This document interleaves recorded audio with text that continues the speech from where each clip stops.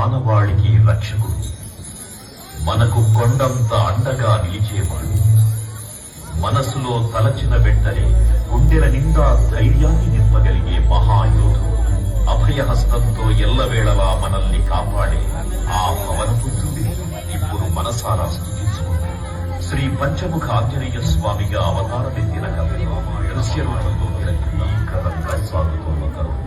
శ్రీరామచంద్రుడి సారథ్యం వానర సైన్యంతో తలని బాణంతో ఒక్క వేటుతో వేరు చేశాడు.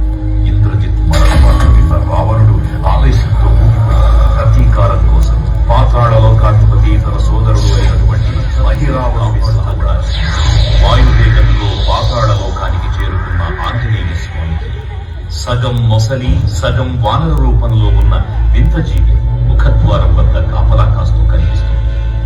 ఆ జీవి మకర ధ్వజుడు అనే తన పుత్రుడని మహాసముద్రాన్ని దాటుతుండగా నీటిలో పడ్డ స్వేద బిందువు ఒక మొసలి గ్రహించడం వల్ల జన్మించాడని